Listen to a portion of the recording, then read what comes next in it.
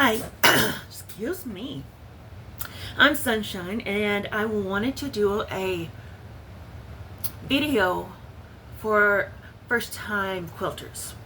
I touched on it a little bit from my last video, but I wanted to dedicate a whole video to this. And as the title will state, or as state, I don't know, you do not have to have overpriced bougie quilt stuff to get started. You just don't. For me personally, I can't afford all the doodads and the gadgets and stuff. If it was not for my birthday and Christmas, if it was not for my, Facebook family, my YouTube family, I wouldn't have a majority of this stuff. And I can only buy it piece by piece. I'm on a very fixed income. So, if you're like, okay, I gotta have this doodad to do this. No, you don't. I have, where'd he go? Let me show you this. I don't have a large mat, okay? I don't have a large mat to cut on. You're gonna need to cut on something though. But this bad boy has lasted me a long time. I should probably start replacing it, because eventually you're going to have stutters even with a new blade. If this is used over and over and over, it'll start stuttering, and then you'll have crooked fabric. But I know that's too much. But the other side is an ironing press. You want a very hard surface to press your fabric on. For me personally, let me say this. All of this that I'm talking about today, and I'm going to try really hard not to get off track, is what works for me, is my opinions. Don't take any of this word for word. You have to try to figure out what works best for you, and what your budget is. It's just that simple. So, you need a mat. You need a ironing board. I use, and I get them at the thrift store, those travel ironing boards that have absolutely no padding in them. I bet at one time they were thicker when they were brand new. But I have found I got much better results with an ironing board that doesn't have that cushion in it. It's like fabric straight onto the MDF board. It's really great stuff. I would show you mine, but it's full of my crap I'm trying to talk about. And I forget stuff all the time. So just bear with me. Another major tool you'll need is rotary cutters. Now, you can, if you have, that's all you have, you can do this with scissors. And what I mean by that is, you're not going to have the exact precision, but if it's just small pieces, you can lay down a ruler and just draw a perfect line. You really don't, I mean, you got to do what you got to do, okay? I kind of encourage this though. This one, I love this one because I don't have to, I just push and it goes. This is a cheapo. I'm talking cheapo. Before Temu was around, there was a thing called AliExpress.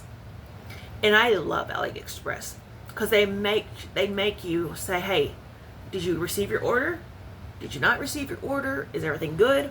And you have to manually check that box and write a comment if it wasn't. So I don't know. I haven't really looked on Temu for quilting supplies, but I bet you it's on there. I'm just not a Temu fan. I'm a full-time crocheter, and the stuff that I see on there just irks my last button.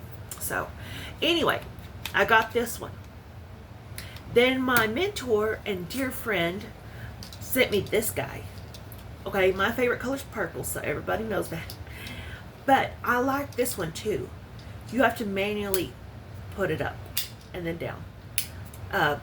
Thankfully, I'm right-handed, so this is not an issue. I've got neuropathy on my left side, so sometimes my left side does not work. But I'm a right-handed person, so that works out really well. Okay, so you're going to need that. If you have a metal ruler from like the Dollar Tree or whatever, you can definitely use that. I use, and you're going, well, how do I count it out? I use these lines that are on this board. And I count over so many, or I'll use it up and down and count so many. And I know some quilters that are strict quilters say you can't do that. You have to use rulers. Well, you don't. I used to watch Missouri Star Quilt Company a long time ago, and she was counting on her mat. Her best advice, and I still carry this with me, is whatever you do it consistently and get it done. I mean, it doesn't have to be perfect, but if you're going to start cutting one way, keep that way through that quilt. Don't change in the middle of a quilt, your rulers or anything else. If you're starting with a ruler that it's a certain brand, or your metal ruler, whatever the case may be, finish with that. You've got to have consistency, or else it's going to be willy-nilly. I have been told, this is what I use, and this is OmniGrid. I prefer OmniGrid. They are kind of expensive, but it's worth it.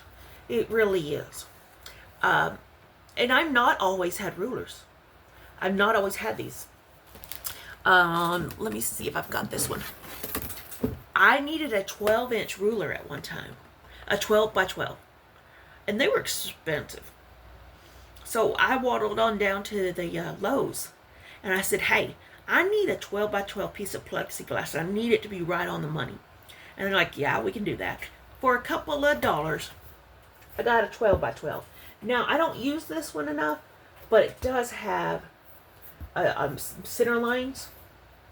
But plexiglass, I'm telling you, it's a really good thing. So, I have just random rulers. They're under here. I'm not going to change, y'all. To get it done. It's what works, right? Right. Let's see, what else can I tell you?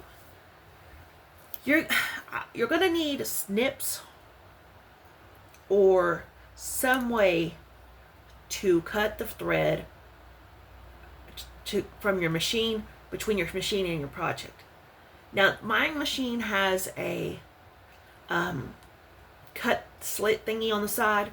I don't care for that because it wastes thread that away. So I use nippers. And you can buy these. I think my friend Sonia got these off Temu. And I like them. There's nothing wrong with those. I also use this pair. And this little pair really does replace a seam ripper for me. This, I struggle getting into the stitches. I hate the struggle. But this bad boy, it's kind of got I don't know, it's really sharp point. And I know that because I went through my thumb. It was not pleasant. So you need some kind of scissors. My mentor always suggested to get something to help push the fabric through. You don't really push, just so that you don't get your fingers too close to the machine. So I got a nutcracker set one year for Christmas. And I looked at it and I said, you know what? That would work really great. I think they're called stilettos. A lot of the big name quilters use them. But this is a nutcracker tool. It works. It works really well. But then my mentor is Miss Janice. Miss Janice sent me this, and I've treasured it, and I have used it, and I really do love it. But this is handmade blown glass, and it's got the not a sharp point, but it'll get your fabric through there. I don't like to put my hands anywhere near the needle. Even though with strict focus, I don't don't try to put my hands anywhere near that needles. I guess, okay, let's say I have a current project to show you on this. To show you, you don't need fancy rulers and stuff.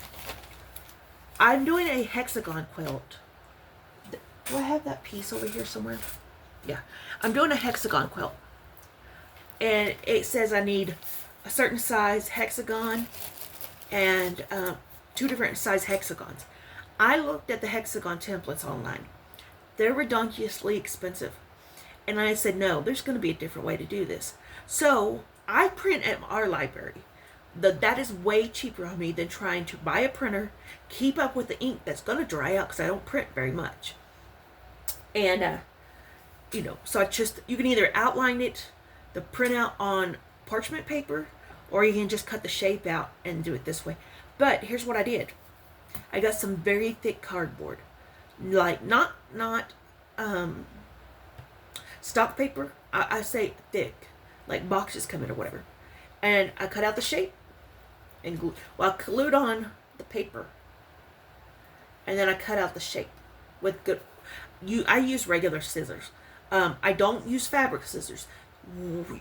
If you're going to do this, you need to have a pair of scissors that you're okay with cutting crap out, because this is going to mess up your good scissors. So I got that one, and then I have this one, and you can see that it's pretty thick. And this works really well because when I'm cutting the fabric, this blade lines up right there with it. I will say, if you go this method, just keep an eye on your edges, that you don't accidentally cut them, and that you haven't sheared off too much of one side. And if you have, then just replace it. Just get a piece of cardboard and do it all over again. It's not going to hurt you. So, on that note, I just want y'all to know, you don't have to have those templates. Print them out on a printer, and then stick it to cardboard and cut your own things out. Now, the other option, too, that I have used before is Dollar Tree has these very thin cutting boards. They're called cutting boards, but y'all, it's thin stuff. And you can cut shapes out of that, and it'll work. It'll work just fine. I like the cardboard because it's thicker and I have less chance of screwing things up. So so what I'm doing with those is these little quilt as you go hexies. Now you're supposed to hand stitch this. I am a lazy quilter. I'll tell you that right up. I am one lazy quilter. So I just machined it around. It looks like that on the back. And then you got to hand sew them together, which is fine. I don't mind a little hand sewing. I will tell you what that makes that job easier. A lot of hand sewers hand sew around those hexies, and I don't have the patience for that. So I speed it up tremendously by using good old washable school glue. This works. This works really well. And I use it, and then I take my iron and press it for a second or two. It doesn't gum up my iron because it's not on the side that's got the glue. So anyway, all right, I'm sorry this is getting a long video, but I'm almost through here, guys. Just hang with me. Also, you need pins. You need pins. It doesn't matter what kind of pins you have.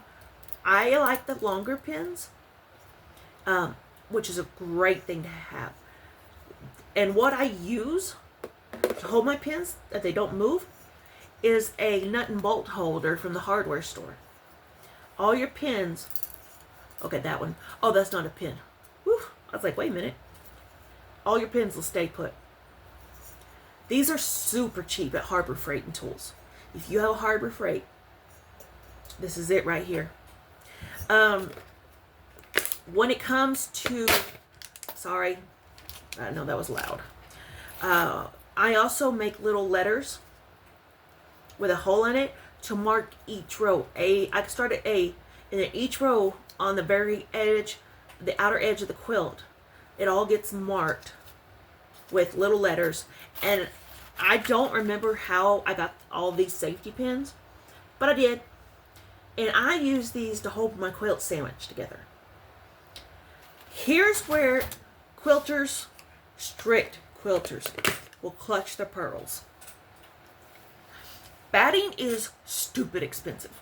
It is expensive. And I said, there's gotta be a different way. So I was talking to Miss Janice, and she said, well, I don't use batting. And I said, what? She goes, yeah, you just lay it down on fleece and quilt it to the fleece. Because we don't need anything warm. You know, we needed a light cover for inside because it's more temperature in here. But, you know what? I started doing that. And let me tell you, that was the best idea I've ever gotten. I'm so blessed. I was going to see if I have a piece of fleece. No. But I buy it. Okay. The fleece I buy. You would have thought I was down here somewhere. I buy my fleece at Joann's because usually it's $2.99 to $3.99 a yard versus quilt batting that costs anywhere starting about $45, $50. I'm not going to do it. I'm just not. Fleece works out wonderful. And I want to say this about fabric. Go to the thrift store. Go on to the thrift store. You do not have to have quilting cotton. You don't have to have the bougiest fabric. You don't. I personally use bed sheets. I do. I ain't gonna lie about that. There's times where I do need a little bit of fabric and I will get a half yard or a yard. But most of the time, I use sheets. I've been able to get them at Goodwill for under $5. I even got king sets for under $5 that I truly love. But I don't put them on my bed because, you know, and I know what you're thinking. Well, if you're not going to put them on your bed, why are you putting them on a quilt? The thing of it is, when I get these pieces of fabric or the sheets, I put them through a laundry cycle and sanitizer. And I mean, I could probably put them on the bed after that. I just don't. We're not sheet people. So, if you want to wash your sheet, I'm telling you, I've gotten some really good sheets.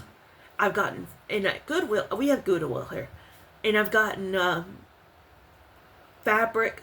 I've gotten fleece blankets. I've also found rolls of fleece, like at the thrift stores. I just pick up whatever I can at that time. And I just pick up a little bit at a time. Let me finish off here. Your most important tool to do this. Now, you can do it all by hand. But you need a sewing machine. Now, I have been very blessed that I have a really great machine. It's a Janome.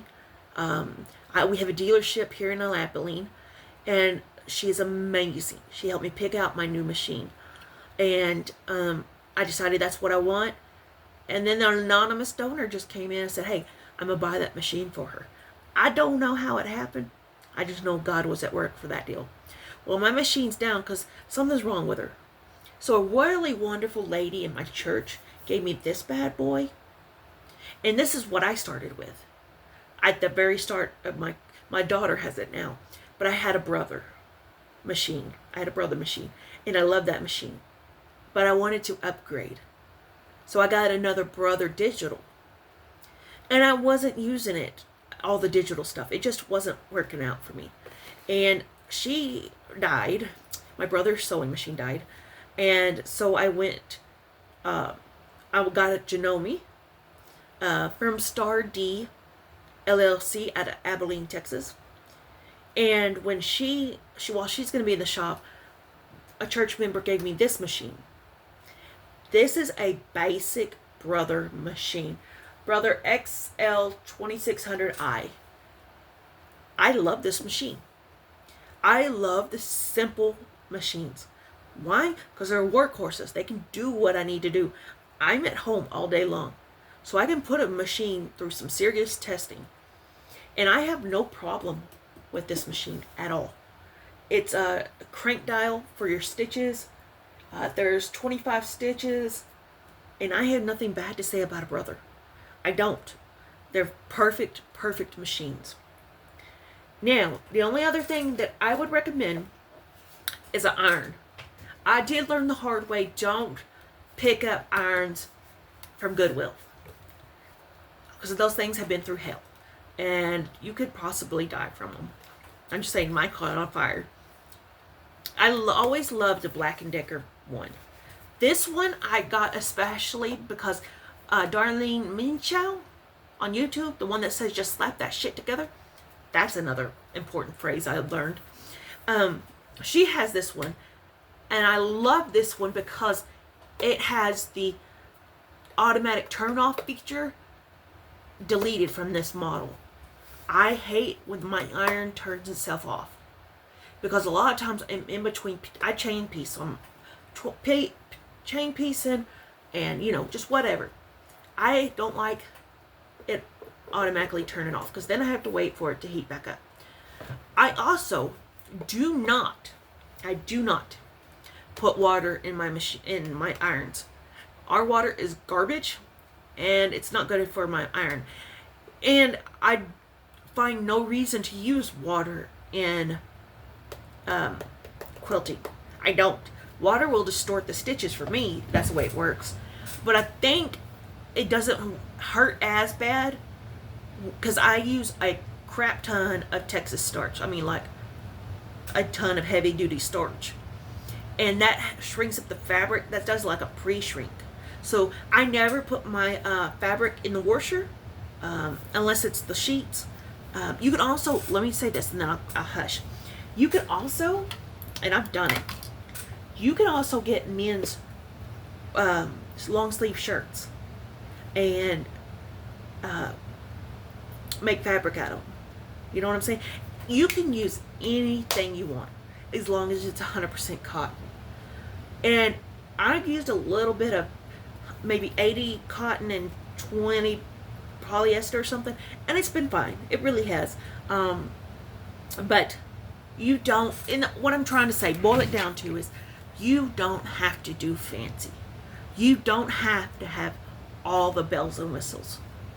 You know what I'm saying? You've got to start from somewhere. And I would hate for you to buy all the bells and whistles thinking you need to have those to learn to quilt. Well, what's going to happen if you don't like quilting? What happens when you just don't get it and you don't want to get it? Well, then you have all this money invested in a hobby that did not succeed. You know what I'm saying? So anyway, with that, I hope that helps out some of y'all. If you have any questions, comment down below, or I have my email down below too. So let me know. I'll talk y'all. Bye guys, and happy quilting.